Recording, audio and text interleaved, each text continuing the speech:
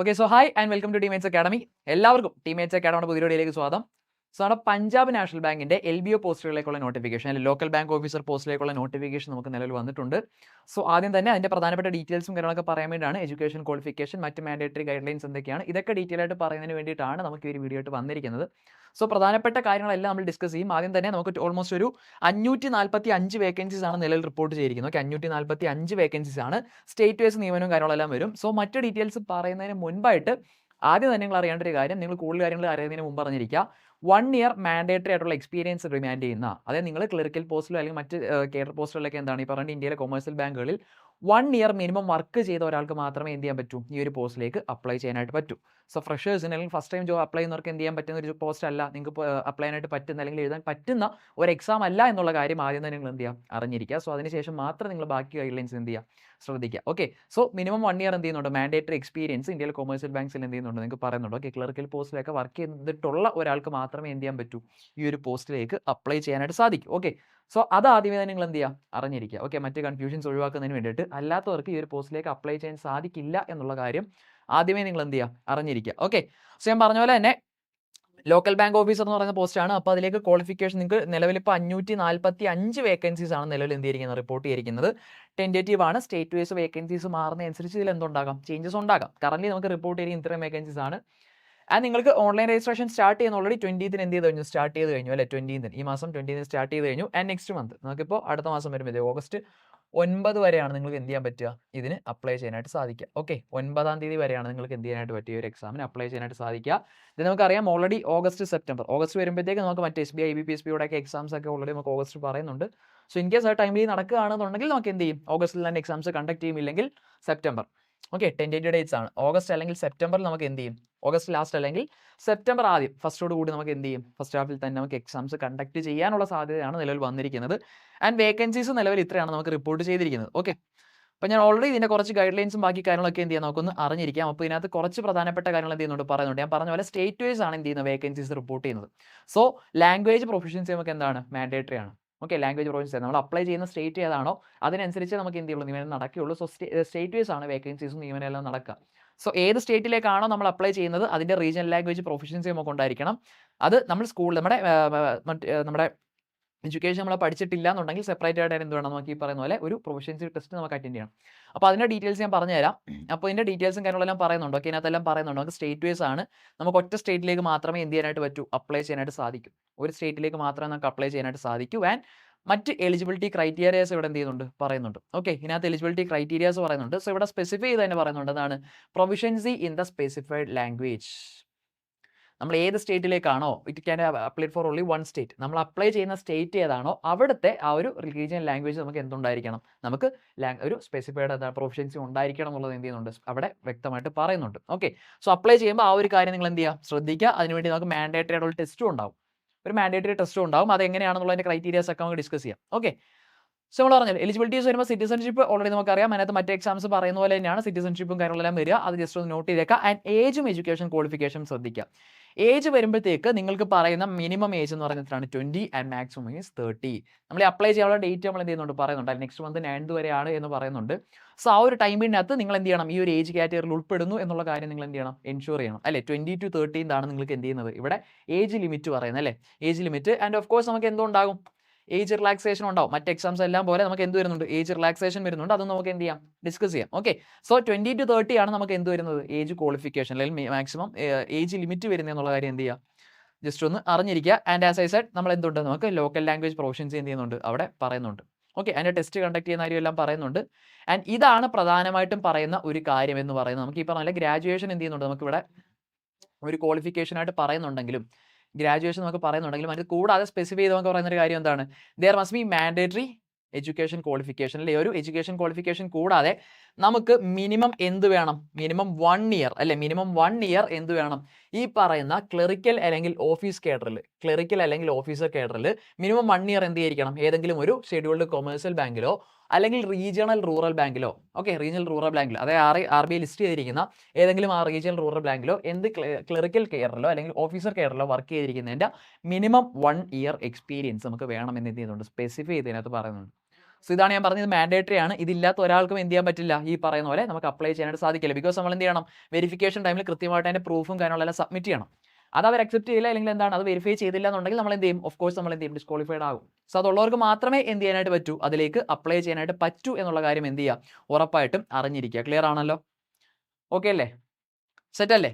Yes. അപ്പോൾ അതിന്റെ details അവിടെ സ്പെസിഫൈ ചെയ്ത് പറയുന്നുണ്ട്. ആൻഡ് ഞാൻ ഈ പറഞ്ഞ ഈ ക്വാളിഫിക്കേഷൻസിന്റെ എല്ലാം ഡേറ്റ് അവിടെ എന്ത് ചെയ്യുന്നുണ്ട്, പറയുന്നുണ്ട് അല്ലേ. നമ്മൾ ഈ പറഞ്ഞ ഏജ് ആണെങ്കിലും മറ്റാണെങ്കിലും ഏജിന്റെ ഡിറ്റർമിനിങ് ഡേറ്റ് എന്ന് പറയുന്നത് എത്രയാണ്, ഏജ് നിങ്ങൾ മിനിമം ഈ പറയുന്ന പോലെ 1/7/2026 ആണ്. 1/7/2026 നമ്മൾ പറഞ്ഞിരിക്കുന്ന ഏജ് ഗ്രൂപ്പിൽ എന്ത് ചെയ്തിരിക്കണം, വന്നിരിക്കണം. അതാണ് ഡിറ്റർമിനിങ് ഏജ് അവിടെ എന്ത് ചെയ്തിട്ടുണ്ട്, പറഞ്ഞിട്ടുണ്ട്. ആൻഡ് ക്ലോസിംഗ് ഡേറ്റ് കാര്യങ്ങളെല്ലാം എന്ത് ചെയ്യുന്നുണ്ട്, അവിടെ പറയുന്നുണ്ട്. ആൻഡ് എഡ്യൂക്കേഷൻ ക്വാളിഫിക്കേഷൻസ് ആണെന്നുണ്ടെങ്കിൽ നമുക്കറിയാം ലാസ്റ്റ് ഡേറ്റ് എത്രയാണ്, 9/8/2026. ആ ഡേറ്റിനകത്ത് ഇതിൽ പറഞ്ഞിരിക്കുന്ന മാൻഡേറ്ററി എഡ്യൂക്കേഷൻ ക്വാളിഫിക്കേഷൻസ് എല്ലാം, അതായത് ഗ്രാജുവേഷൻ ആണ് പറയുന്നത് അല്ലെ, ഗ്രാജുവേഷൻ ആണ് പറയുന്നത്. ആ ക്വാളിഫിക്കേഷൻ നമ്മൾ എന്ത് ചെയ്തിരിക്കണം, ഉറപ്പായിട്ടും നമ്മൾ മീറ്റ് ചെയ്തിരിക്കണം. ഓക്കെ, അപ്പോൾ ഗ്രാജുവേഷൻ ആണ് നമുക്ക് എന്ത് ചെയ്യുന്നത്, അവിടുത്തെ എഡ്യൂക്കേഷൻ ക്വാളിഫിക്കേഷൻ ആയിട്ട് പറയാം. ആൻഡ് ദെൻ മൂവിങ് ഓൺ,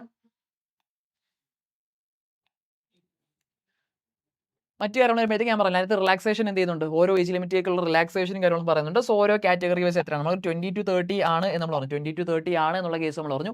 അതിൽ SC/ST കാറ്റഗറി ആണെങ്കിൽ 5 വർഷമാണ് റിലാക്സേഷൻ വരിക. ആൻഡ് നമുക്കറിയാവുന്ന പോലെ OBC ആണെന്നുണ്ടെങ്കിൽ എത്രയാണ്, 3 വർഷമാണ്. OBC ആണെങ്കിൽ 3 വർഷമാണ്. ആൻഡ് ബെഞ്ച് മാർക്ക് ഡിസബിലിറ്റീസ് ഉള്ള കാറ്റഗറി അല്ലെ, ഡിസബിലിറ്റീസ് കാറ്റഗറി ആണെന്നുണ്ടെങ്കിൽ 10 വർഷം. ആൻഡ് എക്സ് സർവീസ്മെൻ ആൻഡ് എന്താണ് മറ്റ് ഏജ് റിലാക്സേഷൻ കാര്യങ്ങളെല്ലാം എന്ത് ചെയ്യുന്നുണ്ട്, അവിടെ സ്പെസിഫൈ ചെയ്ത് പറയുന്നുണ്ട്. സോ അതൊക്കെ എന്ത് ചെയ്തേക്കാം, ഒന്ന് നോട്ട് ചെയ്തേക്കാം. മറ്റ് എക്സാംസ് ഒക്കെ പോലെ തന്നെയാണ്. മറ്റ് എക്സാംസ് പോലെ നമുക്ക് എന്ത് ചെയ്യുന്നുണ്ട്, ഏജ് റിലാക്സേഷൻ കാറ്റഗറി വൈസ് എന്ത് ചെയ്യുന്നുണ്ട്, വരുന്നുണ്ട്. സോ ഇനി നമുക്ക് അറിയാവുന്ന പോലെ എക്സാം പാറ്റേൺ മറ്റ് കാര്യങ്ങളൊക്കെ നമുക്ക് എന്ത് ചെയ്യുന്നുണ്ട്, നമുക്ക് ഇമ്പോർട്ടൻ്റ് ആയിട്ട് ഡിസ്കസ് ചെയ്യാനായിട്ട് വരുന്നുണ്ട്. സോ അവിടുത്തെ മറ്റ് പ്രൊവിഷൻസ് എന്തൊക്കെയാണ്, ഓരോ കാറ്റഗറീസ്, അവരുടെ ഡിസബിലിറ്റീസിന്റെ ക്രൈറ്റീരിയാസ് എന്തൊക്കെയാണ്, ഇതൊക്കെ ഡീറ്റെയിൽ ആയിട്ട് അവിടെ എന്ത് ചെയ്യുന്നുണ്ട്, പറയുന്നുണ്ട്. ബട്ട് സ്റ്റിൽ ഇമ്പോർട്ടൻ്റ് ആയിട്ട് നമ്മൾ ശ്രദ്ധിക്കേണ്ട ഒരു കാര്യം ഫൈനലി എന്ന് പറയുന്നത് തന്നെയാണ് നമ്മുടെ എക്സാമിന്റെ പാറ്റേൺ തന്നെയാണ് അല്ലെ. നമ്മുടെ എക്സാമിന്റെ പാറ്റേൺ ഇമ്പോർട്ടൻ്റ് ആണ് നോക്കുക. സോ ഫസ്റ്റ് സ്റ്റേജ് നമുക്ക് വരുന്നത് തന്നെയാണ്, there is an online return test അല്ലെ, ഓൺലൈൻ റിട്ടേൺ ടെസ്റ്റ്. ഫസ്റ്റ് വരുന്നത് നമുക്ക് എന്താണ്, ഒരു റിട്ടേൺ എക്സാം വരുന്ന ഫസ്റ്റ് സ്റ്റേജ് ആണ്. ആൻഡ് അവിടെ ഈ പറഞ്ഞ സെക്ഷണൽ കട്ട് ഓഫും കാര്യങ്ങളെല്ലാം എന്ത് ചെയ്യുന്നുണ്ട്, പറയുന്നുണ്ട് അല്ലെ, സെക്ഷണൽ കട്ട് ഓഫ് ഉണ്ട്. സോ 25 ക്വസ്റ്റ്യൻസ് നമുക്ക് റീസണിങ് വരുന്നുണ്ട്. റീസണിങ് 25 മാർക്കിനാണ്. ആൻഡ് ഓഫ് കോഴ്സ് നമുക്ക് ഡേറ്റ അനാലിസിസ് ആൻഡ് ഇന്റർപ്രിട്ടേഷൻ 25 മാർക്സിന്. വീണ്ടും ഇംഗ്ലീഷ് എത്രയാണ്, 25 മാർക്സിനാണ് വരിക. ക്വസ്റ്റ്യൻസ് 25ആണ്, 1 മാർക്ക് ഈച്ച് ആണ്. And there is QA and last നമുക്ക് എന്താണ്, ജനറൽ അവയർനെസ് അല്ലെ, നമ്മുടെ ബാങ്കിങ് അവയർനെസ് സെക്ഷൻ എത്രയാണ്, അതിന് 50 മാർക്സും ആണ് വരിക. ഓക്കെ, അതിന് 50 മാർക്സും ആണ്. സോ ഇവിടെ ഡേറ്റ അനാലിസിസിനും അതുപോലെ തന്നെ എന്താണ്, ഇതിന് ഓരോന്നിനും ഈ ഒരു ടൈം വരുന്നുണ്ട്. ബട്ട് ടൈം ലിമിറ്റിൽ നമുക്ക് എന്ത് ചെയ്യുന്നുണ്ട്, വ്യത്യാസം വരുന്നുണ്ട്. ഫോർ എക്സാമ്പിൾ ഇവിടെ രണ്ടും, ഇപ്പോൾ റീസണിങ് ആണെങ്കിലും ഡേറ്റ അനാലിസിസ് ആണ് നമുക്ക് എത്രയാണ്, 35 മിനിറ്റ്സ് ആണ്. ബട്ട് ഇംഗ്ലീഷിന് നമുക്ക് എത്ര വരുന്നുള്ളൂ, there is only 25 minutes. Section timing ആണ്, നമുക്ക് 25 മിനിറ്റ്സ് മാത്രമേ എന്ത് ചെയ്യുള്ളൂ, ടൈം വരുന്നുള്ളൂ. ആൻഡ് ഓഫ് കോഴ്സ് QAക്ക് നമുക്ക് എത്ര വരുന്നുള്ളൂ, ഈ പറഞ്ഞ പോലെ 35 മിനിറ്റ്സ് ആണ് QAക്ക് വരുന്നത്. അപ്പോൾ ഇംഗ്ലീഷിന് മാത്രം നമുക്ക് എത്രയാണ്, 25 മിനിറ്റ്സ് ആണ്. ആൻഡ് ബാങ്കിങ് അവയർനെസ് പാർട്ടിന് നമുക്ക് എത്രയാണ്, 15 മിനിറ്റ്സ് ആണ് നമുക്ക് എന്ത് ചെയ്യുക, ടൈം വരിക. ഓക്കെ, അപ്പോൾ സെക്ഷണൽ ടൈമിംഗ് ആണ്. ആൻഡ് ഓഫ് കോഴ്സ് നമുക്ക് ഏതുകൊണ്ട് ഈ പറയുന്ന പോലെ നെഗറ്റീവ് മാർക്കിംഗ് എത്രയാണ്, 1/4 ആണ് നെഗറ്റീവ് മാർക്കിംഗ് വരിക. ആൻഡ് ഓഫ് കോഴ്സ് നമുക്ക് ഈ പറഞ്ഞ പോലെ മിനിമം ക്വാളിഫയിങ് മാർക്സ് ജനറൽ ആണെങ്കിൽ നിങ്ങൾക്ക് 40% മാർക്സ് ആണ് എന്ത് ചെയ്യുക, നിങ്ങൾക്ക് ജനറൽ സെക്ഷണൽ കട്ട് ഓഫ് വരിക. ആൻഡ് ഈ പറഞ്ഞ റിസർവ്ഡ് കാറ്റഗറീസ് ആണെന്നുണ്ടെങ്കിൽ 35% ആണ്. ഓക്കെ, 35% ആണ് സെക്ഷണൽ കട്ട് ഓഫ് വരും. സെക്ഷൻ ക്വാളിഫിക്കേഷൻ നമുക്ക് എന്താണ്, ഇമ്പോർട്ടൻ്റ് ആണ് കേട്ടോ. സോ ഓക്കെ, അപ്പോൾ സെക്കൻഡ് സ്റ്റേജ് നമുക്ക് വരുന്ന സ്ക്രീനിങ് ആണ്. ഓക്കെ, സ്ക്രീനിങ് സ്റ്റേജ് വരും. നമുക്ക് ലാംഗ്വേജ് പ്രൊഫഷൻസി ടെസ്റ്റ് വരുന്നതിന് മുൻപായിട്ട് നമുക്ക് എന്ത് വരും, ഒരു സ്ക്രീനിങ് വരും. അതായത് നമുക്കറിയാലോ കുറച്ചധികം ക്വാളിഫിക്കേഷൻസ്, നമ്മുടെ എക്സ്പീരിയൻസിന്റെ പ്രൂഫ് കാര്യങ്ങളൊക്കെ കൃത്യമായിട്ട് സബ്മിറ്റ് ചെയ്യണം എന്നുള്ളത് അവിടെ പറയുന്നുണ്ട്. സോ അങ്ങനത്തെ ഡേറ്റാസിന്റെ എല്ലാം നമ്മൾ ഈ സപ്ലൈ ചെയ്യുന്ന എന്താണ്, അതിന്റെ ഡോക്യുമെന്റ്സിന്റെ എല്ലാം വെരിഫിക്കേഷൻ നിങ്ങൾക്ക് എന്ത് ചെയ്യും, ഈ ഒരു സ്റ്റേജിൽ കണ്ടക്ട് ചെയ്യും. ഓക്കെ, ഈ ഒരു സ്റ്റേജിൽ നിങ്ങൾക്ക് എന്ത് ചെയ്യുന്നതായിരിക്കും, കണ്ടക്ട് ചെയ്യുന്നതായിരിക്കും. സോ അതിലെന്തെങ്കിലും ഇൻകറക്റ്റ് ആയിട്ട് അല്ലെങ്കിൽ ഇന്നെലിജിബിൾ ഡോക്യുമെന്റ്സ് ഒക്കെ വരികയാണെന്നുണ്ടെങ്കിൽ ഓഫ് കോഴ്സ് അവിടെ എന്ത് ചെയ്യും, അവിടെ നിങ്ങളുടെ ആപ്ലിക്കേഷൻ എന്ത് ചെയ്യുന്നതായിരിക്കും, റിജക്ട് ചെയ്യുന്നതായിരിക്കും. ഓക്കെ, സോ നമ്മുടെ ലാംഗ്വേജ് പ്രൊഫഷൻസി ടെസ്റ്റിന് മുൻപായിട്ട് നമുക്ക് എന്ത് കണ്ടക്ട് ചെയ്യുന്നുണ്ട്, ഈ പറഞ്ഞ പോലെ ഡോക്യുമെന്റ്സിന്റെ നമ്മുടെ ഓപ്പൺലൈനിലെ ആപ്ലിക്കേഷൻ്റെ എല്ലാം ഒരു വെരിഫിക്കേഷൻ ബാങ്ക് എന്ത് ചെയ്യുന്നതായിരിക്കും, ഡയറക്ട്ലി കണ്ടക്ട് ചെയ്യുന്നതായിരിക്കും. ഓക്കെ, അപ്പോൾ അതിന് ശേഷമാണ് നമുക്ക് എന്ത് വരിക, സെക്കൻഡ് സ്റ്റേജിലാണ് നമുക്ക് എന്ത് വരിക, തേർഡ് സ്റ്റേജാണ് നമുക്ക് എന്ത് വരിക, ഈ പറഞ്ഞ ലോക്കൽ ലാംഗ്വേജ് പ്രൊഫഷൻസി ടെസ്റ്റ് വരിക അല്ലേ. അപ്പോൾ അവിടെ സ്പെസിഫൈ ചെയ്ത് പറയുന്നുണ്ട്, നമ്മൾ ഈ സ്റ്റേറ്റ് ലെവലിൽ എന്ത് ചെയ്തിട്ടില്ല, ഈ പറയുന്ന പോലെ ലോക്കൽ ലാംഗ്വേജ് അല്ലെ, ആ ഒരു നമ്മൾ അപ്ലൈ ചെയ്യുന്ന സ്റ്റേറ്റിന്റെ ലോക്കൽ ലാംഗ്വേജ് നമ്മൾ പഠിച്ചിട്ടില്ല എന്നുണ്ടെങ്കിൽ, 10th അതായത് 12th സ്റ്റാൻഡേർഡിൽ നമ്മൾ പഠിച്ചിട്ടില്ല എന്നുണ്ടെങ്കിൽ അവർക്ക് എന്ത് അറ്റൻഡ് ചെയ്യേണ്ടി വരും, they have to attend a local language proficiency test. Okay, അപ്പോൾ നമ്മൾ പറഞ്ഞപ്പോൾ 10th നമ്മളിപ്പോൾ സ്റ്റേറ്റ് ലെവലിൽ പഠിച്ചവരാണെന്നുണ്ടെങ്കിൽ കുഴപ്പമില്ല. നമ്മൾ ഈ പറഞ്ഞിട്ട് ലോക്കൽ ലാംഗ്വേജ് ഇപ്പോൾ കേരളത്തിൽ അപ്ലൈ ആണെങ്കിൽ എന്താണ്, മെട്രിക്കുലേഷൻ ലെവലിൽ അല്ലെങ്കിൽ +2 ലെവലിൽ പഠിച്ചിട്ടുണ്ടെന്നെങ്കിൽ എന്തില്ല, അവിടെ ഇഷ്യൂസ് ഇല്ല. ബട്ട് സ്റ്റിൽ നമ്മൾ ഈ CBSE ആണെങ്കിലോ അല്ലെങ്കിൽ മറ്റ് ബോർഡുകളാണെന്നുണ്ടെങ്കിലോ അവിടെ നമ്മളെ ലോക്കൽ ലാംഗ്വേജ് 10th +2 ലെവലിൽ നമ്മൾ പഠിച്ചിട്ടില്ല എന്നുണ്ടെങ്കിൽ നമ്മൾ എന്താ അറ്റൻഡ് ചെയ്യേണ്ടതായിട്ട് വരും, ഈ പറയുന്ന ഒരു ലോക്കൽ ലാംഗ്വേജ് പ്രൊഫഷൻസി ടെസ്റ്റ് നമ്മൾ അപ്ലൈ ചെയ്യേണ്ടതായിട്ട് വരും. ക്വാളിഫയിങ് ആയിരിക്കും. ഓക്കെ, ക്വാളിഫയിങ് ആയിരിക്കും. നമുക്ക് മറ്റെന്ത് ചെയ്യുന്നില്ല, മറ്റ് മാർക്കോ കട്ട് ഓഫോ അങ്ങനത്തെ കാര്യങ്ങളൊന്നും വരുന്നില്ല. നമുക്ക് എന്തായിരിക്കും അവിടെ മിനിമം എന്താണ്, അവിടുത്തെ സെലക്ഷൻ വരുമ്പോഴത്തേക്ക് ബാങ്ക് ഡിറ്റർമിൻ ചെയ്യുന്ന മിനിമം ക്വാളിഫിക്കേഷൻ മാർക്ക് എത്രയാണോ അത് നമുക്ക് എന്ത് ചെയ്യേണ്ടി വരും, നമുക്ക് ക്വാളിഫൈ ചെയ്യേണ്ടതായിട്ട് വരും. ഓക്കെ, അപ്പം ജസ്റ്റ് ഒരു ക്വാളിഫയിങ് എക്സാം ആണ്. ദെൻ എന്താണ് reading, writing and speaking proficiency ആയിരിക്കും ഇവിടെ എന്ത് ചെയ്യുക ടെസ്റ്റ് ചെയ്യുക. അത് ബാങ്ക് ആയിരിക്കും. ഓരോ സ്റ്റേറ്റ് വൈസ് നമുക്ക് സ്പെസിഫൈഡ് ഡേറ്റ് ആയിരിക്കത്തില്ല. അത് ഡേറ്റ്, ടൈം, വെന്യൂ എന്തൊക്കെയാണെന്നുള്ളത് എന്ത് ചെയ്യും അവിടുത്തെ ബാങ്കുകൾ എന്ത് ചെയ്യും അവിടെ നോട്ടിഫൈ ചെയ്യുകയാണ് ചെയ്യുക.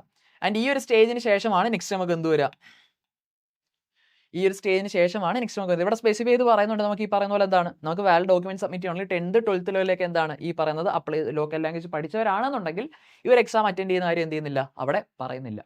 ഓക്കെ, അപ്പോൾ ഇതിന് ശേഷം നമുക്ക് ഇന്റർവ്യൂവിന്റെ സെക്ഷൻ വരിക. ഇന്റർവ്യൂവിന്റെ സെക്ഷൻ വരെ നമ്മൾ പറഞ്ഞല്ലോ, ആ റിട്ടൺ ടെസ്റ്റ് ക്വാളിഫൈ ചെയ്യുന്നവർ, ഷോർട്ട് ലിസ്റ്റ് ചെയ്യുന്നവർ, അതുപോലെ തന്നെ നമ്മുടെ ലാംഗ്വേജ് ടെസ്റ്റ് കംപ്ലീറ്റ് ചെയ്യുന്നവർ, അല്ലെങ്കിൽ ആ ഒരു അറ്റൻഡ് ചെയ്യാത്തവരുണ്ടല്ലോ 10th 12th ലെവലൊക്കെ പഠിച്ചവരാണെന്നുണ്ടെങ്കിൽ അവരെന്ത് ചെയ്യും പേഴ്സണൽ ഇന്റർവ്യൂവിന് ഷോർട്ട് ലിസ്റ്റ് ചെയ്യും.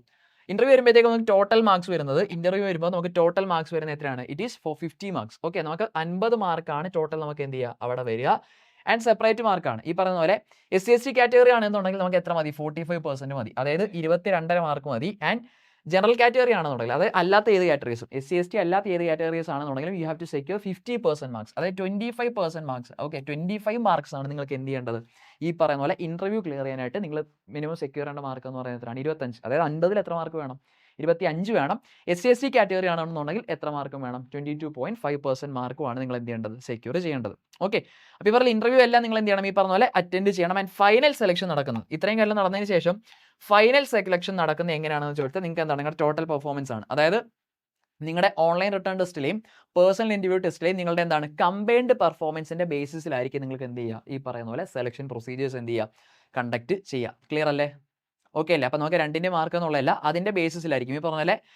ഈ LLPT നമുക്കറിയാം, ഈ ലാംഗ്വേജ് പഠിച്ചിട്ടില്ലാത്തവർ LLPT കണ്ടക്ട് ചെയ്യും. അതിൽ ക്വാളിഫൈ ചെയ്യാത്തവരെ എന്ത് ചെയ്യില്ല ഇതിലേക്ക് പിന്നീട് കൺസിഡർ ചെയ്യില്ല, അതുവരെ പിന്നീട് ഇതിലേക്ക് കൺസിഡർ ചെയ്യില്ല. അല്ലാതെ നിങ്ങളത് ക്വാളിഫൈ ചെയ്യുകയാണെന്നുണ്ടെങ്കിൽ നിങ്ങളുടെ ഇന്റർവ്യൂവിലെയും ഓൺലൈൻ റിട്ടേൺ ടെസ്റ്റിലെയും കമ്പൈൻഡ് പെർഫോമൻസ് വെച്ചിട്ടായിരിക്കും നിങ്ങൾ എന്ത് ചെയ്യുക ഈ പറയുന്ന പോലെ ഫൈനൽ സെലക്ഷൻ പ്രൊസീജിയേഴ്സ് എന്ത് ചെയ്യുക കണ്ടക്ട് ചെയ്യുക. ക്ലിയർ അല്ലേ? അപ്പോൾ രണ്ടും എന്ത് ചെയ്യണം, മെറിറ്റ് ലിസ്റ്റിലേക്ക് ഷോർട്ട് ലിസ്റ്റ് ചെയ്യണം എന്നുണ്ടെങ്കിൽ നമുക്ക് എന്ത് ചെയ്യണം, ഓൺലൈൻ റിട്ടേൺ ടെസ്റ്റ് നമ്മൾ ക്വാളിഫൈ ചെയ്യണം, അതുപോലെ ഇന്റർവ്യൂ നമ്മൾ ക്വാളിഫൈ ചെയ്യണം. നിങ്ങൾ LLPT അറ്റൻഡ് ചെയ്യുന്നുണ്ടെന്നുണ്ടെങ്കിൽ, ചെയ്യേണ്ട സ്റ്റുഡൻസ് ആണെന്നുണ്ടെങ്കിൽ അതും നിങ്ങൾ എന്ത് ചെയ്തിരിക്കണം ക്വാളിഫൈ ചെയ്തിരിക്കണം. സോ ഈ രണ്ട് നമ്മുടെ ഓൺലൈൻ റിട്ടേൺ ടെസ്റ്റിലെയും അതുപോലെ തന്നെ ഇവിടെ എന്താണ് നമ്മുടെ ഫസ്റ്റ് എക്സാമിലെയും അതുപോലെ ഇന്റർവ്യൂലെയും പെർഫോമൻസിന്റെ കമ്പൈൻഡ് പെർഫോമൻസ് വെച്ചിട്ടായിരിക്കും നമുക്ക് എന്ത് ചെയ്യുക നിങ്ങൾ ഇതിലേക്ക് ഷോർട്ട് ലിസ്റ്റ് ചെയ്യുക. ക്ലിയർ അല്ലേ? ഓക്കെ അല്ലേ? യെസ്. സോ ഇത്രയും കാര്യങ്ങളാണ് നമുക്ക് എന്ത് ചെയ്യുന്നത് ഈ ഒരു നോട്ടിഫിക്കേഷനുമായിട്ട് ബന്ധപ്പെട്ട് ഇമ്പോർട്ടൻ്റ് ആയിട്ട് നമുക്ക് പഠിക്കേണ്ടത്. സോ നമുക്ക് ഓൾറെഡി അറിയാം, നമ്മൾ ഈ പറഞ്ഞ പോലെ എത്ര വേക്കൻസീസ് വരുന്നുണ്ട് ടോട്ടൽ. നമുക്ക് ഈ പറഞ്ഞ പോലെ 500+ വേക്കൻസീസ്, 555 വേക്കൻസീസ് നമുക്ക് വരുന്നുണ്ട്. ഗ്രാജുവേഷൻ ആണ് നിങ്ങൾക്ക് എന്ത് വരിക ക്വാളിഫിക്കേഷൻ ആയിട്ട് വരിക, അല്ലെ? ഗ്രാജുവേഷൻ ആണ് ക്വാളിഫിക്കേഷൻ ആയിട്ട് വരിക. നമ്മൾ നേരത്തെ പറഞ്ഞ പോലെ തന്നെ ഈ ഒരു ക്ലറിക്കൽ കേഡറിൽ അല്ലെങ്കിൽ ഓഫീസർ കേഡറിൽ എന്താണ് ഒരു ബാങ്കിൽ, കൊമേഴ്സ്യൽ ബാങ്കിലൊക്കെ വർക്ക് ചെയ്തവർക്ക് മിനിമം 1 year എക്സ്പീരിയൻസ് ഉള്ളവർക്ക് മാത്രമേ എന്ത് ചെയ്യാനായിട്ട് പറ്റൂ, ഇതിലേക്ക് അപ്ലൈ ചെയ്യാനായിട്ട് സാധിക്കൂ. ഓക്കെ, ആദ്യം തന്നെ ആ കാര്യം നിങ്ങൾ മനസ്സിലാക്കുക. അതിനുശേഷം മാത്രം നിങ്ങൾ അതിന് എലിജിബിൾ ആണെന്നുണ്ടെങ്കിലാണ് ബാക്കി കാര്യങ്ങൾ നിങ്ങൾ എന്ത് ചെയ്യേണ്ടത് ശ്രദ്ധിക്കേണ്ടത്. ഓക്കെ, അപ്പോൾ ഇത്രയും വേക്കൻസി വരുന്നുണ്ട്, നിങ്ങൾക്ക് അപ്ലൈ ചെയ്യാനായിട്ട് ഏറ്റവും നല്ലൊരു ഓപ്ഷൻ. ഈ പറഞ്ഞ ക്രൈറ്റീരിയാസ് നിങ്ങൾ മീറ്റ് ചെയ്യുന്നുണ്ടെന്നുണ്ടെങ്കിൽ നിങ്ങളെ സംബന്ധിച്ച് വളരെ വലിയൊരു അവസരമാണ് വന്നിരിക്കുന്നത്. സോ ഉറപ്പായിട്ടും അപ്ലൈ ചെയ്യുക. കാര്യങ്ങളൊക്കെ കൃത്യമായിട്ട് പഠിക്കാനായിട്ടും എക്സാം നല്ല പ്രിപ്പയർ ചെയ്യാനായിട്ടും എല്ലാം ശ്രദ്ധിക്കുക. സോ ഇതുപോലത്തെ കൂടുതൽ അപ്ഡേറ്റ്സുമായിട്ടും നമുക്ക് ഓരോ നോട്ടിഫിക്കേഷൻസ് ടൈമിൽ ലഭിക്കുന്നതിന് വേണ്ടിയിട്ടും നമ്മുടെ യൂട്യൂബ് ചാനൽ എല്ലാവരും സബ്സ്ക്രൈബ് ചെയ്യുക. സോ നമുക്ക് അടുത്തൊരു വീഡിയോ ആയിട്ട് കാണാം. Till then all the best and see U.